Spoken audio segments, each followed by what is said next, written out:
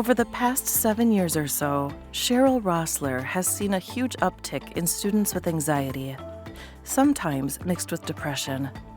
She has always had clients who deal with anxiety, but our world has changed dramatically. Cheryl first saw indications of this with the broad use of cell phones and social media, TikTok, Instagram, Snapchat, and in the past, Facebook. It began with feelings of missing out, or seeing people who looked a certain way and wanting to be like them. As the outside world has become closer to us and news travels faster, events that would not have been known are now binging on their cell phones all hours of the day. The teens and young adults have lived through school shootings, lockdown drills, a pandemic, climate change issues. Hearing people spouting hateful ideas and thoughts such as racism, anti-Semitism, anti-LGBTQ trans rhetoric, and now a war in Ukraine. The pandemic only heightened students' fears and anxiety, on top of losing a normal part of their school life during lockdown. They basically lost 14 months academically, socially, and emotionally. It is most important that students are given a safe place to land. Hopefully, that is at home. But as academics have been impacted, home sometimes becomes a place where an emphasis is on schoolwork and test-taking, and everything else takes second place. Valeria interviews Cheryl Rossler, M.A. She's an educational therapist who started North Shore Educational Therapy to bridge the gap between tutoring and therapy. Cheryl earned her undergraduate degree in special education and earned a master's degree in counseling. With decades of experience as a special education teacher and counselor in Chicago's North Shore, Cheryl has developed educational and therapeutic resources for students with issues that impact self-confidence and academic success. With her unique approach, Cheryl is equipped with the tools to help struggling students succeed in their academic endeavors. Cheryl bases her services in Chicago's North Shore suburbs, but sees clients virtually all over the country and often internationally. Cheryl works with the student to become more accountable and self-confident, while also giving guidance and support to the parents. Not everyone gets to live their dream. Cheryl is living hers by helping her clients achieve theirs. This is where her heart lies. Meet Cheryl at northshoreeducationaltherapy.com. Here's the interview with Cheryl Rossler. Aloha, everyone. This is another A Quest for Wellbeing podcast interview, and my guest today is Cheryl Rossler. She is an educational therapist with a master's degree who started North Shore Educational Therapy to bring the gap between tutoring and therapy. Her unique approach is equipped with the tools to help struggling students succeed in their academic endeavors. So this is my brief introduction to you, Cheryl. The full bio will be at the end within the podcast notes. The question that I love asking everyone, we've been talking about different topics off record, but how would you introduce yourself? Who is Cheryl in this very moment in her own words? I think the best way to describe myself is to say what I am, which is I'm a wife, I'm a mother, I'm a grandmother, I'm a sister, I'm a friend, but I'm also someone who lives out their dream that I pictured when I was a little girl, helping others in a meaningful way. Because I knew I wanted to work with people when I was little. Yes. Gosh, that's beautiful. How did you know that? In what ways? I'm wondering. I think I'm the oldest child of 3, and I was babysitting for my siblings early. Like my mom would let me babysit for them when I was little, like in the house, of course. And then when they would go out, I would be 10 and babysitting for them. And then people got me, the neighborhood people had me babysitting. So at 10 years old, I was babysitting already. At the same time, I was in a school, an elementary school that had a special education class. And I just was very interested in what was going on there. So I volunteered on Wednesday during my lunch hour, because you usually could go home for lunch, I would stay and have lunch with the class. And that was Right. my introduction into special ed and understanding that there were all these people who were, having their own issues that I didn't have, Mm, but I right. really enjoyed it. So that's my Mm, first start. And then I started working in special ed camps in the summers. I would volunteer. yeah. And then I also did that in high school in a class. But the teacher in the high school that I worked in her class was like Yeah. my mentor. I wanted to Wow. be her. She was an Yeah. amazing person. She always Mm. smelled good. That was also really important to me, that they all smell good. The teacher should smell good because you're around your kids. Yes, And then that's I cute. definitely it does. I did. I always make sure I do when I'm with Ah. people, like the kids. I always made sure. And a lot of the people that I work with in my life have always come up and go, "You smell so good," and it's Mm. like that means something. I think that's and I've met people that I work with long ago, and they go, "You still smell the same." And that's how Wow. I think that's how you register with people. I mean, I think that's something that's it's a sense. It's not something that you talk Mm. about usually.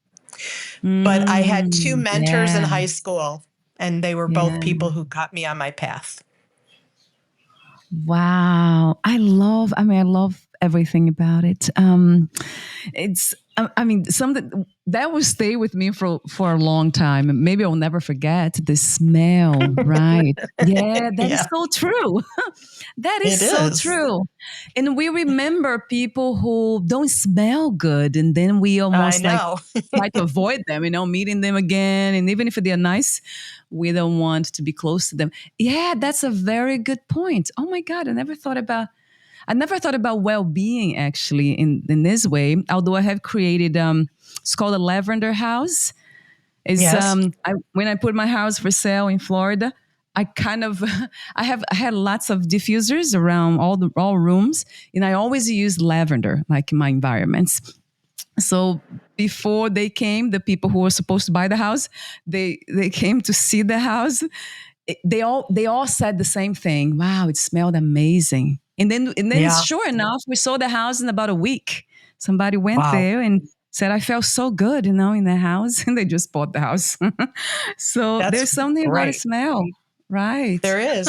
I even go up Ah, to people when I'm out in my life and tell them if they smell good. Because I think it's like, and they always go, "Really? Thank you." yeah. And I don't do it on purpose to get that. I just get it because I figure like if they smell good, they should know they smell good. Yes. It's a very what is Huh. it? It's like a subconscious. Yes, right.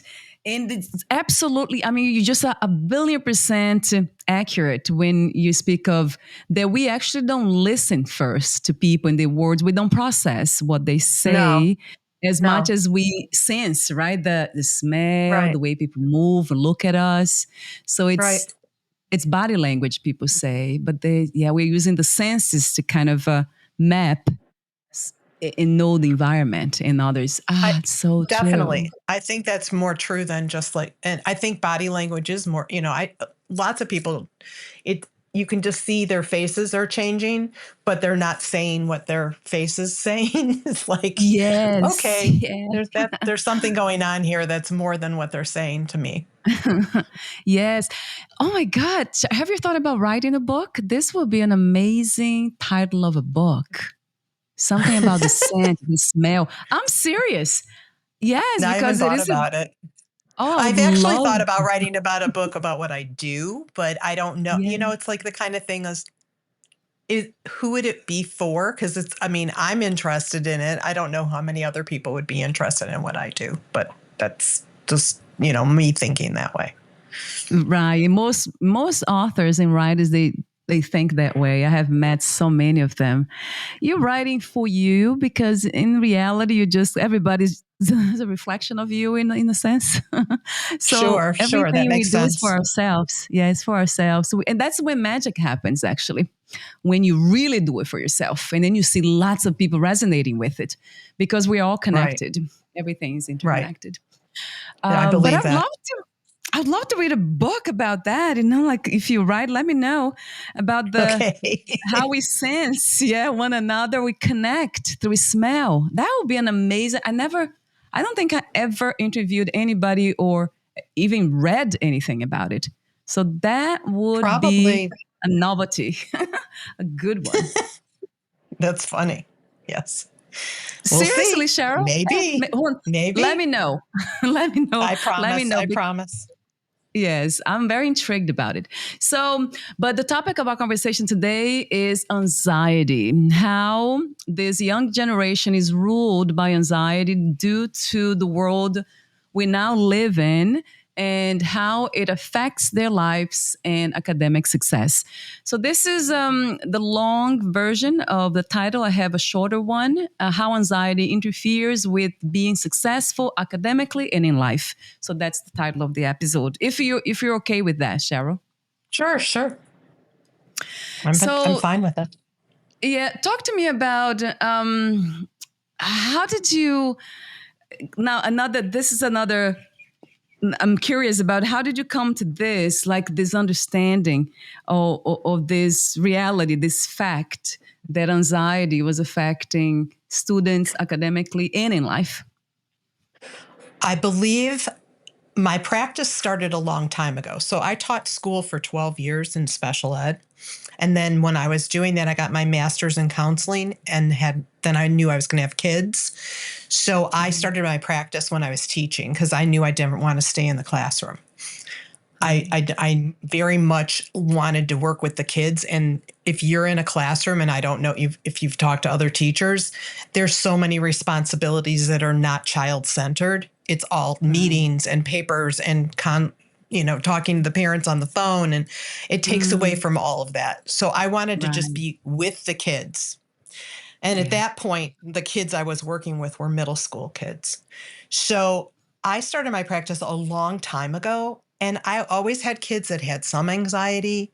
I always had kids with ADHD. I had kids with depression. I mean, I work with everything, learning disabilities, whatever. But the last, I'd say since 2016, so this is 2025, Right. the uptick in anxiety in my clients has gone up like 75%. Like Yeah. everyone I see, all my new referrals, they all have anxiety.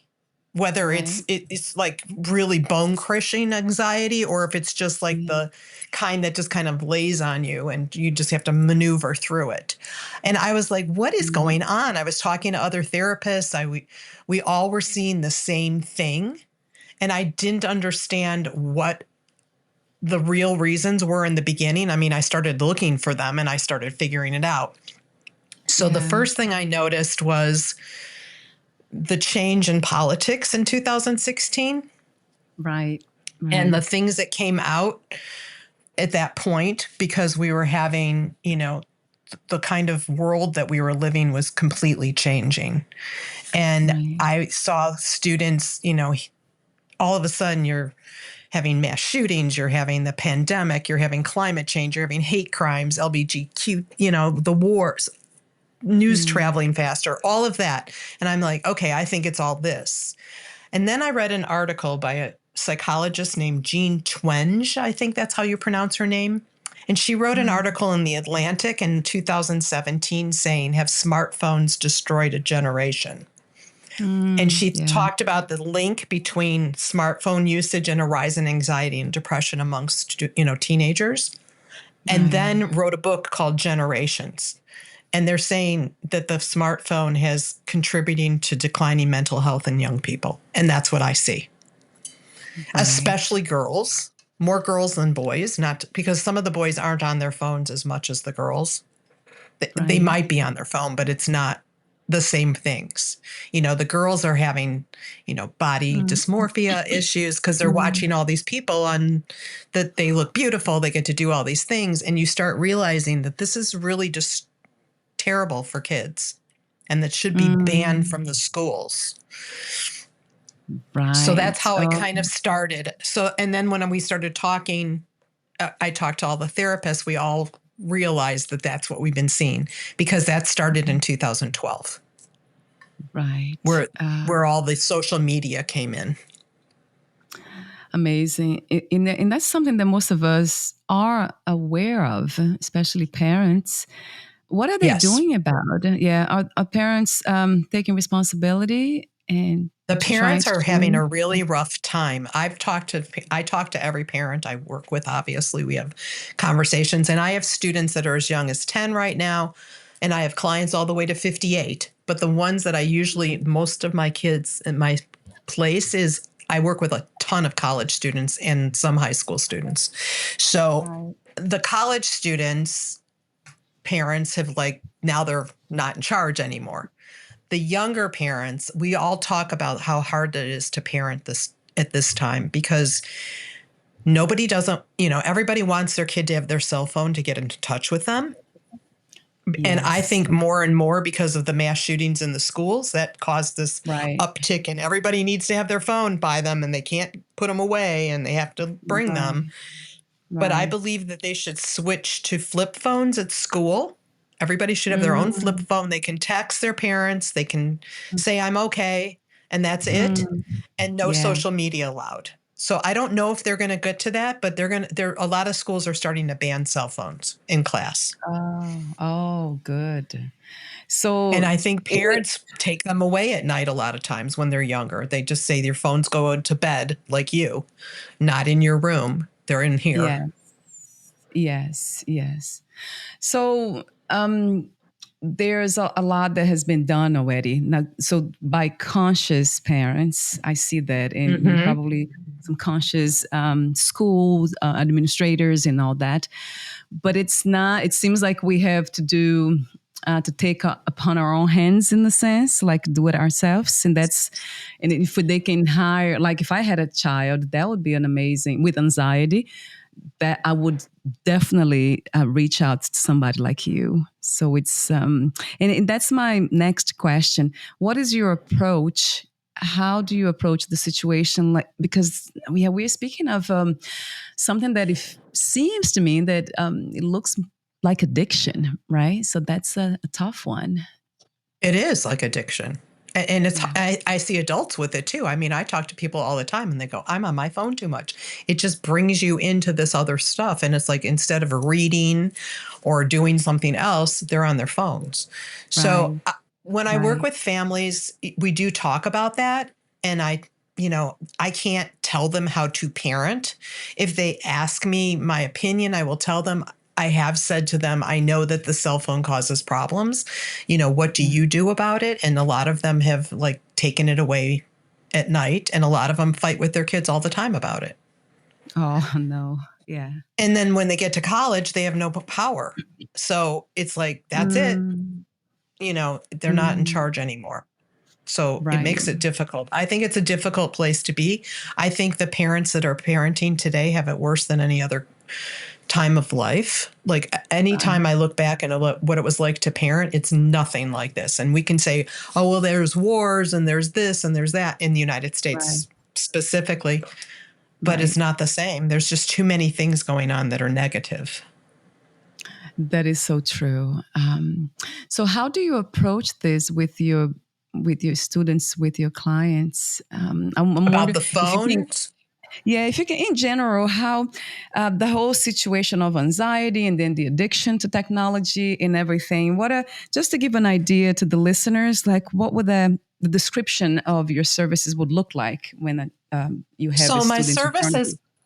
the first thing that happens when I see somebody, when I meet with someone, is I tell the parents that I want the student to choose to work with me. So I will Right. not just take on a Mm, person without them okaying mm, it, even if they're yeah. 10. So Yes. they have to meet me once and see if they get Mm, along and then go back and right. tell their parents they want to work with me. Because I've had parents in the past who just said, you're working with them. And I'm like, I won't do that. Yes. No. Um, Yes. I, Blessing. I Yeah. really am it's very important to me that the people I work with are respected by me. So I treat them like an adult, even if they're a kid. Mm, I don't mm, talk down to them. I treat yes. them like I would want to be treated, with respect Yes. and care. And Yes. I love to have a good time. I love to laugh. I like to Uh-huh. I know more than just the average person about another Right. person. There's a Yeah. joke in my family that If I meet someone, they'll go, okay, how many kids do they have? Where do they live? And what's going on in their life that's making them upset? I mean, it's like I just have that way with people. So they just open Yeah. up and it kind of goes in my practice. And it's like a great part of my practice because even Mm, though I'm working with them on school sometimes and things like that, I know them yeah. as a person and that's how I treat them first.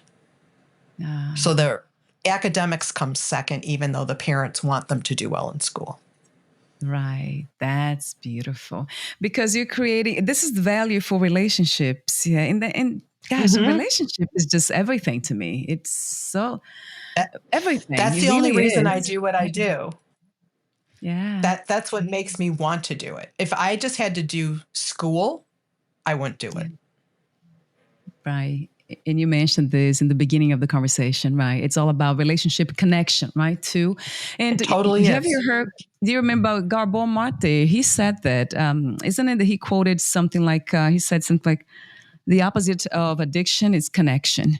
That perhaps that's the reason why their children and adults and so many people are so obsessed with their phones and computers and all that because they are not finding that enriching connections. Not they are not really maybe the relationships around them are not bringing the best of them out in the world. I think There's so. I think I that think the pandemic here also created a problem for everyone because it took people out of those relationships. They weren't allowed to mm, be with their friends. They weren't allowed to go anywhere. School was from their house. It's very different.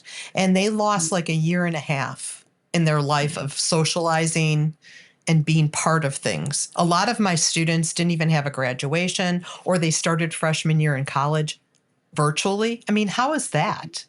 That's like you right, can't even fathom that. And so their right, lives have been really right. changed. I feel like they're very different population than any other population we've ever raised. Wow, yeah. I don't watch TV as I mentioned, and I don't really I know. read the news or any of. I don't know much about what's happening in details, but I have an idea. I have people around me that talk about these things. Um, yes, I kind of focus a lot more, stay within my own reach per se, like what I can manage, my own That makes energies, and sense. what I put out in the world, how I relate to people, and how much love, really, how much deeper I can love myself and others and the earth. So, but that's a different for a lot of. It's a different kind of a mission, I guess, than it is Than from you. average. Yeah, right, Yes. from most people. I love what you say about it's a quote that's very inspiring. You say, not everyone gets to live their dream. I am living mine by helping my clients achieve theirs. This is where my heart lies. And I love the word choice here. So helping others, the word help, the word dream, and then heart. And then the question that came to mind is, in relation to this quote, how do you actually bring this theme, this concept of dream into your work with your students, asking I them? believe yeah, no, I believe I do because I think that I'm always there to kind of like move them along in their life, to have it the Mm, way that they want, to create it the way, I always say to them, you're in charge of your life. Your parents right. aren't in charge of your life in terms of what it's going to be like. They're there to help you and be there for you in a different way, but you still are the person that's going to create what you have.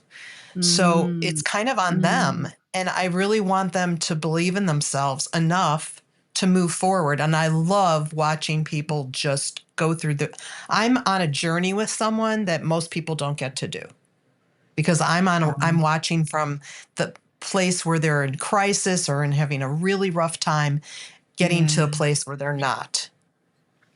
And it's Mm, really, really powerful. My first two yeah. college students I worked with ever, both had Yeah. flunked out of college and came home and they were devastated. And Mm, their parents called me. I took both of them on. There were two different kids at different times of that year. And I Yeah. got them back into community college, transferring to a 4-year college, getting their job, and having a life. And it's from going from the bottom to the Mm, top for them. And I get to watch that. And I'm part of it in a certain way because I'm kind of right. like the guide. But it's Yes. just really powerful. And most people don't get to see somebody bloom like that. That is so true. I absolutely agree. And I have heard about that, that there's nothing like that. Do you wonder why we have this almost like this? It's a type of, I call it joy, but it might be also like, it's almost like a spiritual, transcendent type of experience when it's sacred to me, like to help to guide people from one place to Mm-hmm. another, especially a suffering, painful situation to another. So why do you think that is? Why do we have this longing to help others and see that change, them changing? Um, I don't know why everybody has that, but I know that I think it has to do with what your house is like when you're growing up too. I think that kind of starts the path. I think Yeah, everybody wants to see that from everybody. I mean, I don't think that's just an abnormal thing, but I think right. everybody's household. I lived in a kind of I lived in a household that I was loved, but I also Yeah, had a mother who was not a real happy person and had a bad temper, and right. she was not somebody you could trust in the way that you Mm, could go, oh, she's going to be like this tomorrow or Thursday or Friday. It would be like, she's like yes, this today, but what's going to happen tomorrow? And I right. feel like I was that person that wanted someone to be there for me at the time because Mm, I was always the one who would speak out, but it wasn't a right, great thing to be able to do that. So I right. always wanted the same thing that everybody wants, which is someone you can trust and rely on in a positive way all the time. She became a different person later because of either meant of physical things that were going on for her at the time, like she had migraines and things like that, and just other things Right, that went on, mental health kinds of things.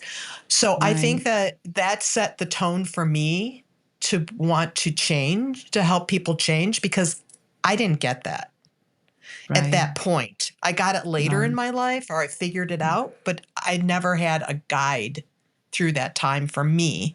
And I think when Mm, kids get that, it's so powerful. And you always hear about that.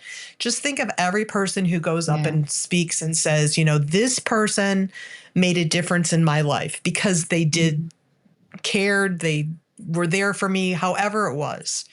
And that's mm, kind of like I become my client's safe spot if they don't have that. And I think it's yeah. really powerful. Yes, indeed, it is. It's truly, truly powerful. It is. It very much is.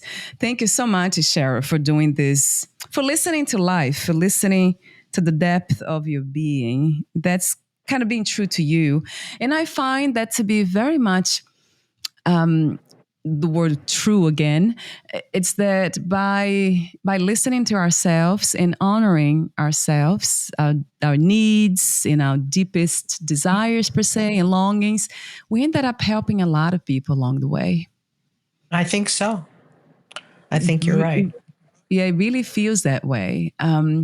So I think, let me see. I have a question here about, it's more a technical question about anxiety. So what tools do you use or do you suggest your students to use to decrease, minimize anxiety? Meditation, breath work? Yes, breath work is really huge. First of all, I don't know, Andrew Weil. I'm sure you know who he is. Yes. Do you know Andrew? Okay. So he does 4-7-8 breathing, Yes. which is a 3-minute situation. And I teach every one of my kids that because that's such a fast way to change something. A lot, if I tell them, oh, go meditate, go do this, a lot of my Right. kids have panic attacks. I Yes. literally tell them to get into the shower. That's huge. Water is huge. So take a Mm, shower, take a bath, do something to make yourself feel comfortable, your body. But Yes. the deep breathing from Andrew Weil, the reason I like that so much, it's not like there's other things out there that are not good. It's that it's Right. fast and they can do it in a classroom because all they have to do is cover their mouth because nobody knows what they're doing. Right. And it Right. takes you, when you're going through anxiety, one of the first things that you'll notice if you see another person is they hyperventilate. They literally are just going shallow breathing, which means there's Yes. no oxygen going to their brain. And then it Yes. makes them more uncomfortable. So Right. if you can get some deep breathing in, which is what he's teaching you to do in a 3-minute, you do it 3 times, it takes 3 minutes. Right. It's like a quick stop. And so I always teach them that. There's a lot of talking that goes on when I'm Right. with someone who's having a hard time. We're like kind of looking at things like, if you can make the change, what changes can you make to make yourself feel better? What would help you right now? We kind of figure out all the tricks for them, their Yeah. toolbox, because not Yeah. everybody has the same one. I have some Right. kids that need to go outside and take a walk. I have some kids that need to go Mm, work out. Everybody's mm, got different things. I would say definitely anything with movement is huge for those kids. They should be working out. They should just go for a walk. They should do something physical because that yes. calms you. Yes. And I Yeah. do a lot Yeah. of planning with them in terms of what's your day going to be like? What can you do here? How can you handle this? You've got a test tomorrow. What's the best way to make your life work so you feel good about taking that test? So there's a lot of, just making them accountable for their time, because a Right. lot of kids who have anxiety tend to like not want to do something. They Mm, don't want to study for their test, or they studied for their test and now they're freaking out because now they have to go take the test. One of right. the other big things that I'm very into what they eat. Yeah. So they need protein, they need water, they need to be hydrated, and they need to have food that's not like junk food. So Mm, if they're really having a struggle, I'm just like, go get some cheese. If that, they're kids, so you got to figure out things that they'll go to easily. Just right. figure out something with protein so that you can think. Those Right. are little teeny things. Wow. So you address everything. It's very holistic. It very We. much is, and the parents think I'm funny because I'll tell them, I don't want to work with your student like if they're in their house. I'm virtual. I don't want to work with them Yes. unless they have a snack with them or they've eaten already, because they're no good to anything. They're just, hungry Mm, kids don't do well. mm, So right. I always Ah. do that. Yes, I'm It, very full person. A lot of oh, my I. kids can't do their laundry. They need to go do their laundry. All their clothes are dirty. So we'll go, okay, I want you to go put your laundry in the laundry and then come back and we'll work. And sometimes they take me with them because they've got their phone or whatever. And then Yes. or I have kids that'll even fold their laundry when they're talking to me about something about school, because it's just like trying to get them to have a rhythm in their day, Yeah. sleep. I talk about all of Mm, that. So I that's a am big not one. just a teacher. Yes. Yes. Gosh, that's yeah, it's holistic guidance. That's what it feels and it Mm-hmm. sounds to me, which is wonderful. Sleep is a big one. You just mentioned. Yeah. What is that's connected very much with anxiety, right, Cheryl? Yes. It Yes. affects sleep. Yes. So, And I have a do lot of you? kids that can't sleep. Yeah. So, what do you suggest? All the things that you just I mentioned will help, Yeah, some or of the things, yeah. definitely before they go to bed, I tell them to take a shower, have some hot tea, just do something to quiet themselves. A lot of the kids are on their phones, so that's not quieting. Right. Play No. music, No. Yeah. music, Yeah. whatever. Listen to an audiobook, whatever it is that just make Yes. you feel calmer. So Yes. everybody's different, and I work with different age groups and different sexes. So obviously I have boys versus girls, and it's different sometimes for them. But I would say everything I just said, I would talk to anybody about. I Yes. would say So the the same. yeah, universal wisdom, Mm-hmm. really. timeless Mm-hmm. wisdom, I call it. Mm-hmm. And there's something that you have written an article about the three of them. One, the title is "The Recent Spike in Students with Anxiety." And then the second one, "A Generation's New Normal," that you talked about earlier. And then Mm-hmm. procrastination can be driven by more than laziness. So that's another topic that's a big one because there's the stereotype or the judgment, right? That when they are not procrastinating is because they're lazy. So I'd like to hear more about that, and also comparison. I think perfectionism, and that's more like psychological, a way of seeing the world, of thinking. But I would love to hear from you about these two other concepts that could get in the way of having a healthy life. So procrastination, Right. what is the other thing that A I lot just of said? Oh, perfectionism and comparison. Yeah. perfectionism. Right. Yep. So a lot of my students are procrastinators. Now, I'm going to say this, it's not necessarily always anxiety. A lot of my students have ADHD too. And Yeah. ADHD students tend to wait for stressful, like deadlines to come to give them the motivation to do the work. So they kind of Mm, don't do things ahead of time. And everybody's different. You know, some people like to get started ahead of time, and that makes them yeah. feel safe that they're going to get it done on time. A lot of my students are the last minute workers. Right. And that is Right. so stressful Yeah. in the long run, but in the short run, they feel like that gives them their energy. And I Yeah. have to always go, it doesn't make you really feel good though, because it doesn't. Because then they're so Right. stressed around, they have two papers to write and a test to study for, and they're doing it 2 days before, which is what I would, before I work with them, that's maybe how they would do things. So we have to Right. kind of like go, okay, I know that it feels like that's what you need to get started, but the thing that I'm going to bring to this is I'm going to start you. So when I work with students, we plan the week. I share a document with them. We have it written down what they're doing every day, not so it's overwhelming, but it's like if you have an assignment due on Wednesday, then we're going to break that down into Monday and Tuesday, not Right. just Tuesday night at 11. Because I Right. have Right. a lot, when you're in college, I don't know if I never saw this before because this isn't how it was when I went to college, but they have times to turn in the work. So it'll be due at 11:59 Right. that night, which is ridiculous, but I'm not going to go there. It's just like, what are Yeah. you doing?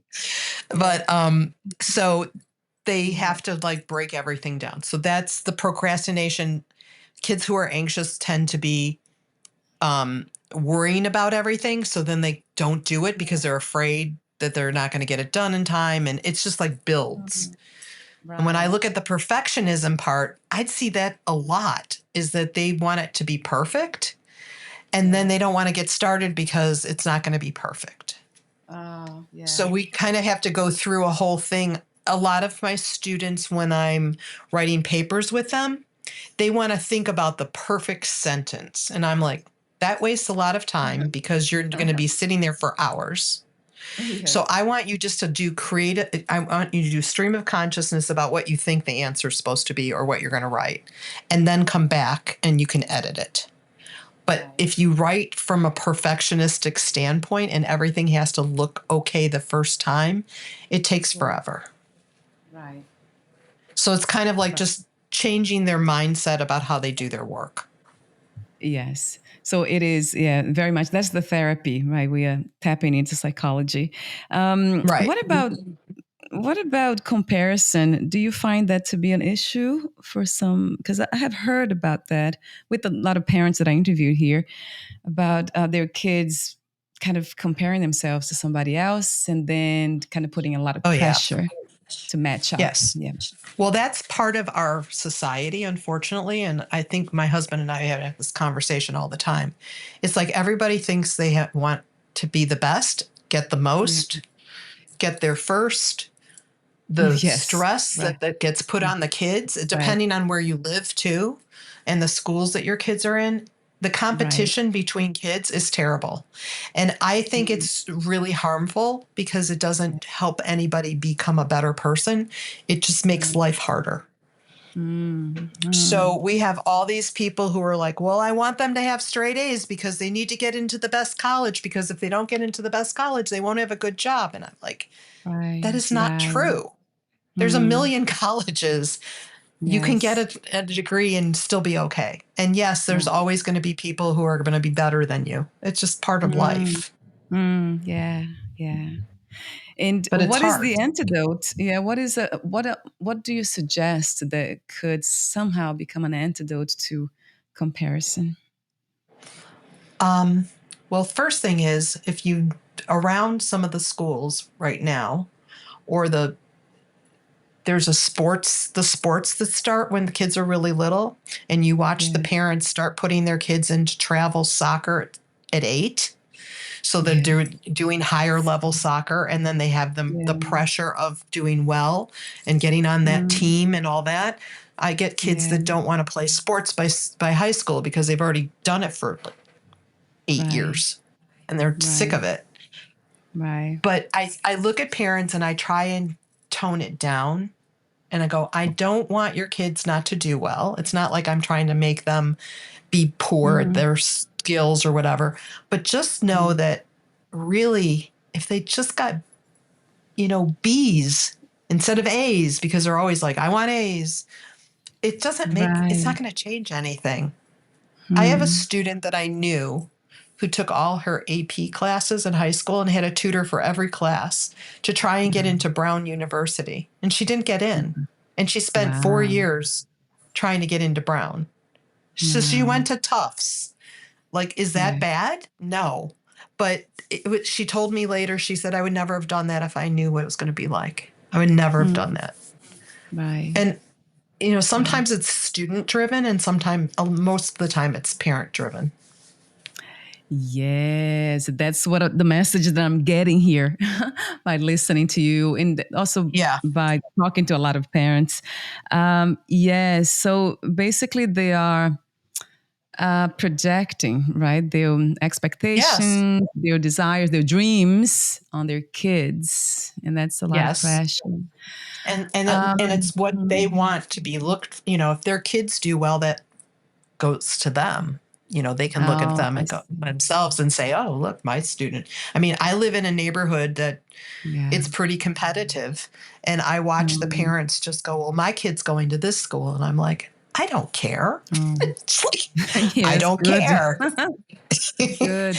I really don't. I Yeah. mean, are the kids happy? Are they going to do fine in their life? That's what I care Mm, about. mm.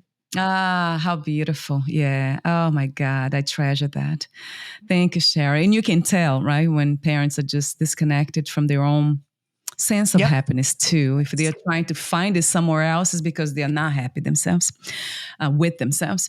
And that's one of the themes, one of my central kind of guiding principles. It always goes back to that. What is my experience within this life? What it's really fit for me? Because I remember trying to fit to so many molds in society, Yeah. in whatever people wanted from me, my entire life, pretty much, until at the age of 37, I just realized, wait a minute, I was so depressed, sick. And then I had to change everything. And that's my path now. But it felt very spiritual though. And that's another question that I have for you. Is that something that, most people, when they talk about holistic well being, we talk about the body, mind, and spirit, or soul, or heart. Do you bring this type of conversation into your tutoring services Sometimes or I do. I think it depends on the students. I have certain students that right? actually attend church. Like, they go to Ah, church and they're very spiritual themselves. So we have yes, conversations about that. Um, yeah, I think that those conversations kind of come and go in terms of who that student is and how right, what they're going to take from me, because I don't think everybody is able to do that. It's either they're not true. at that level yet, or they're Mm, just not interested in that. And I would have a hard time like putting that on somebody. But I yes, can kind of yeah, sneak it in You talk Yeah. about things and you kind of do it. With some students, it's much more open about that. I don't think everybody Right. is open to that. And I think if I was going to talk to some of my students, I'd say the women and the girls that I work with would be more open to that than some of the boys and the men. And I'm not Yeah.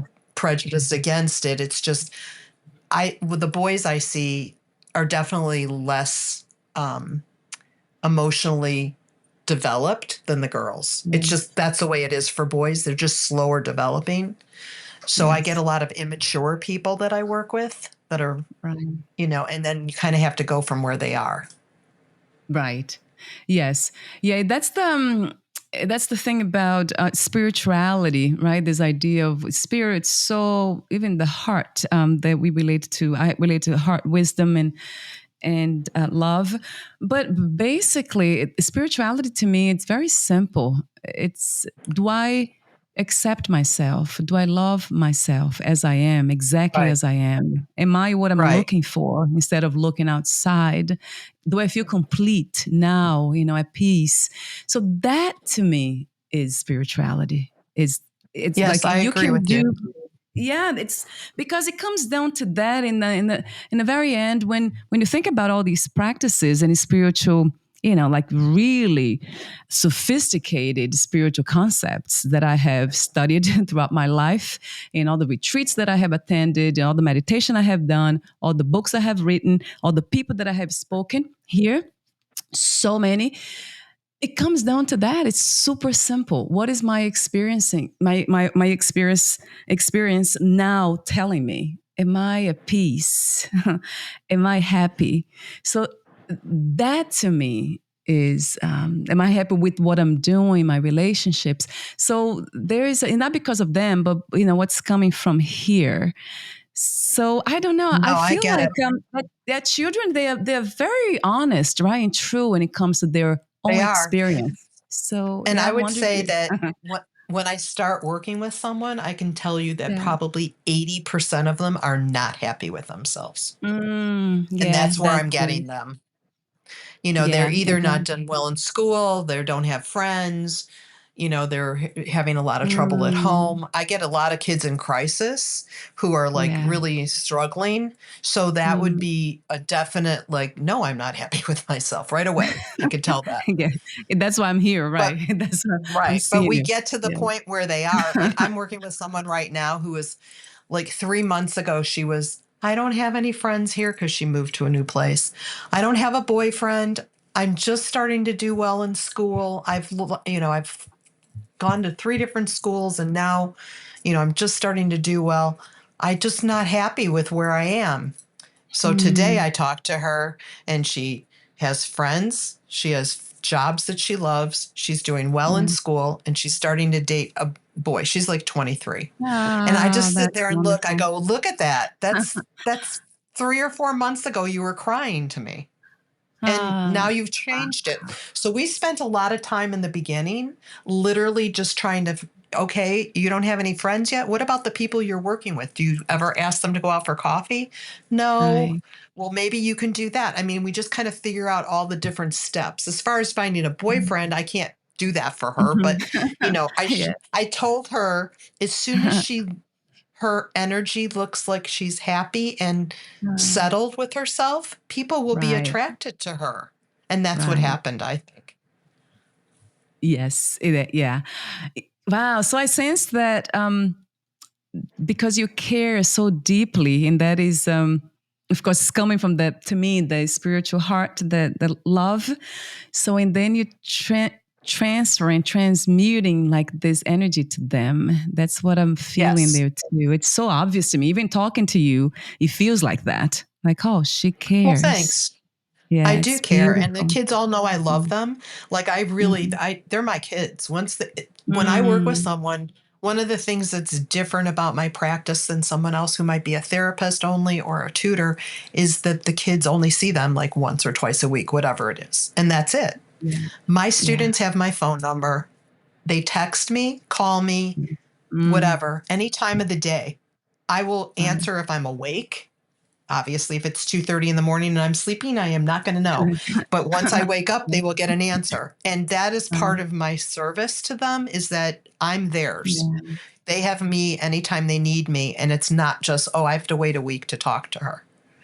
And that's right. very, very powerful to those kids, because there aren't that Yes. many people that will do that for them, other than maybe their parents, who they really don't want to do that to all the time. Right. Yeah. So, oh my God, Sherry. So, you are doing this beautiful work out there that I didn't even know about you. I'm so glad that my team found you somehow, because we're I don't know always how. looking Yeah, for they people found my. we are I think looking for they people found who are me on my changing the website. world. Well, that's Oh awesome. I yes. had no clue. That's what I was told, is they found my website. I'm like, okay, I have no clue. Yeah, thank you for saying yes. Thank you for meeting me today. It's Sure, truly sure, sure. beautiful, yeah, to listen to you and to know and to feel the things that you are doing, the way you're describing your work and the way you care. So it goes back to that. We're almost at the end of the conversation, and I go back to what you said about the smell. So Hmm. it sounds to me in a metaphor, using metaphors, is just that you are the perfume of your love is being sensed, is being smelled by these kids, and that That's changes really everything cool. too. Yeah, that That's changed cool. everything. Yeah. So you Yeah. smell good physically and you smell amazing emotionally, energetically, spiritually. Yeah. That's it. Thank you. That's funny. Oh my Yes. God. Yeah, it's truly, truly beautiful. Thank you so much. I want to mention your services. So, collegiate assistance, collegiate tutoring, virtual tutoring, summer planning, student athletes, and executive functioning coach. And all this information is available on your website, northshoreeducationaltherapy.com, and it will be listed here. Did I miss anything, Cheryl, about No, your no, you're good. services? You're good. I am working with adults now too. So that's not, and it's on my website too, that I'm starting to see adults. But it doesn't make any difference how old anybody is. It still works. Yeah, it still smells good. It still smells really good. Yeah. And that's what Thank you. matters. Thank you for the Thank you. beautiful Nice to smell in talk to every you. way. So, Thank at this you. very end, Cheryl, is there anything that you want to close the conversation with? Anything that you left unsaid? No, I think I'm good. I think I've told you everything that you've asked or I've wanted to say. No, I'm fine. I enjoyed it. Beautiful. Me too. So you have a beautiful day where you are, and we'll Thank talk you. soon. Thank you so much, Okay. Cheryl. Bye Thank for now, you. my dear. Thank you for listening. To learn more about Cheryl Rossler and her work, please visit northshoreeducationaltherapy.com.